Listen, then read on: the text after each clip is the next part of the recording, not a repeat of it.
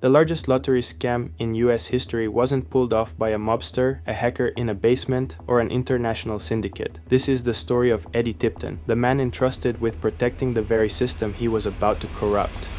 As an information security director for the Multi-State Lottery Association, or MUSL, Eddie Tipton didn't need to guess the numbers. He was the one who controlled the computers that generated them. He had a privileged view behind the curtain of American lotteries. And for 10 years, he used that access to rig lottery drawings across multiple states. His scheme wasn't a one-time score, it was a methodical, long-term fraud that resulted in rigged jackpots worth an estimated $24 million.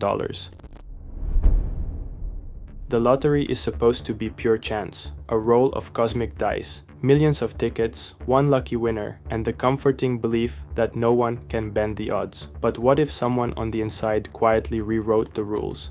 That someone was Eddie Tipton. On paper, Tipton was the man meant to guard the system. As the information security director at the Multi-State Lottery Association, he had access to places most employees never even saw, including the most important room in the entire operation, the draw room. Behind its heavy doors sat the random number generators, computers designed to pick the winning numbers for games like Hot Lotto and Mega Bucks. These machines were supposed to be untouchable, locked away under surveillance, shielded from outside interference. But every fortress has a weak spot, and Tipton found it. He slipped in a piece of malware, not the kind that crashes systems or flashes red alerts. This one was a ghost. Self-deleting, undetectable, waiting in silence. Here's the chilling part. The program only activated on 3 days of the year. The rest of the time, it did absolutely nothing. But on those chosen dates, the machine wasn't random anymore. The possible number combinations shrank from millions down to just a few hundred. Suddenly, Tipton could see the future. He could predict winning tickets with a certainty no ordinary player ever dreamed of. How could he get away with it? The answer was hiding in the cameras. The draw room's surveillance system had a flaw so absurd, it almost sounds fictional. It only recorded 1 second of every minute. For 59 seconds out of 60, the man guarding the system was completely invisible, a blind spot big enough to commit a multi-million-dollar fraud in plain sight. But even with the numbers in his pocket, Tipton faced a problem. He couldn't cash in. A security director showing up with a winning ticket, that would have blown the whole operation. So he built a network. First, his younger brother Tommy Tipton, a Texas judge who looked respectable enough to walk into a lottery office without raising suspicion. Then his old friend Robert Rhodes, a Houston businessman who could move tickets and money around without drawing attention. Together, they became the frontline of the scheme. Eddie pulled the strings while his brother and friend played the part of lucky winners. And it worked. In 2010, a $16.5 million Hot Lotto ticket was purchased in Des Moines, Iowa. Across state lines, suspicious wins popped up in Colorado, Wisconsin, Kansas. Altogether, Tipton's code rigged jackpots worth at least $24 million. To the public, these were stories of unlikely luck. Everyday people defying impossible odds. But behind the curtain, it was a carefully choreographed performance. One man rewriting randomness, turning a system built on trust into his personal jackpot machine. The lottery promised fairness. Eddie Tipton proved it could be hacked. And like every rigged game, the question wasn't if someone would notice, it was when.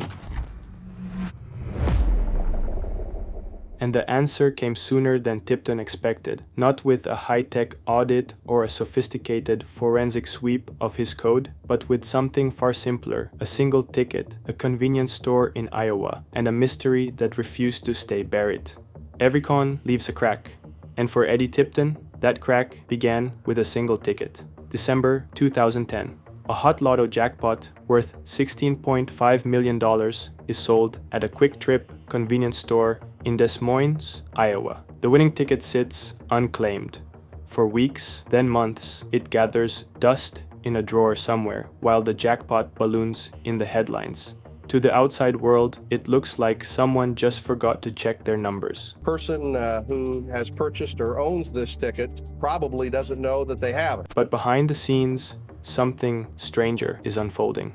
Nearly a year later, just before the ticket is set to expire, lawyers walk into the Iowa lottery office. They say they represent a trust, but refuse to name the actual winner. The prize is life-changing money, and yet no one is stepping forward. Why? Iowa law requires transparency. Winners have to reveal their identities. But the lawyers dig in. They try again, this time with paperwork routed through Belize and Canada. They want the money paid out, but still no names attached. To the lottery officials, this isn't luck anymore. It's suspicious. Investigators go back to the basics. They pull surveillance footage from the quick trip on the night the winning ticket was sold. The grainy video shows a tall man in a hoodie walking to the counter, buying 5 tickets, then walking out. He doesn't look unusual, but investigators release the footage to the public anyway. Hello. Hello. Wait your hot dogs? Yes, sir. 370. And that's when the walls start to close in. Several people step forward, friends, colleagues. They say they recognize the man's voice. It sounds just like Eddie Tipton, the head of lottery security, the man who was supposed to protect the system. That's when the investigation widens. If Tipton was behind the Iowa ticket, could there be others? Authorities begin digging through past lottery wins in other states, and they find a pattern. Colorado, 2005. Wisconsin, 2007. Kansas, 2010. Each case involves either Tipton's brother, Tommy, or his friend, Robert Rhodes. Each one looks less like luck and more like laundering. Piece by piece, the empire Eddie built through code and secrecy is being undone by something much simpler. Paper trails, phone records, and faces caught on camera. The story spreads beyond Iowa. What started as a mystery ticket in a convenience store snowballs into a cross-state investigation. Prosecutors connect jackpots worth tens of millions of dollars back to the same insider, the same man trusted to guard the random number generators. For the public, the betrayal cuts deep. The lottery wasn't just a game anymore, it was rigged from the inside. A system built on hope had been quietly corrupted. And for Eddie Tipton, the perfect gun wasn't perfect anymore. The ghost in the machine had finally been dragged into the light.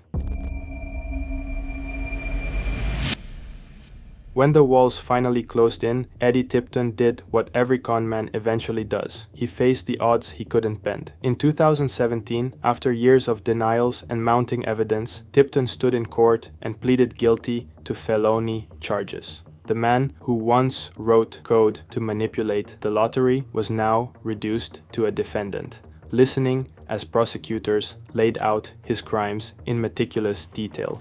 The malware, the blind cameras, the network of family and friends. The jackpots worth millions. The sentence was heavy, up to 25 years in prison. His brother, Tommy Tipton, once a local judge in Texas, also admitted guilt. His friend, Robert Rhodes, faced charges too. Together, they were ordered to pay back millions in restitution, money meant to return, as best it could, to the victims of their fraud, the countless everyday players who had trusted the system. For many, the betrayal cut deeper than the numbers.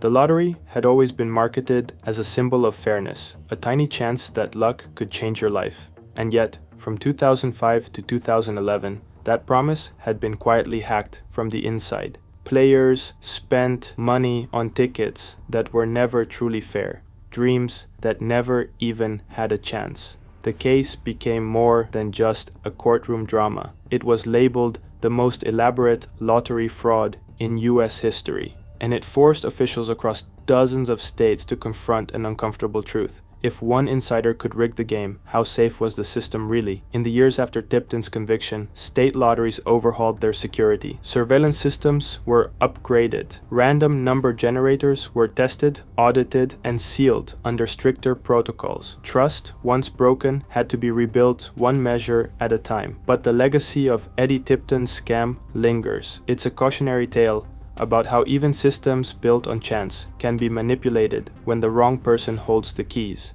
A reminder that sometimes the biggest threats don't come from outside hackers, but from insiders, the very people we trust to guard the game. And maybe the most haunting part is this: Tipton's code was simple, not flashy, not complex, just a few lines hidden in a machine. It didn't take a mastermind to outwit millions. It took access, patience, and a willingness to betray.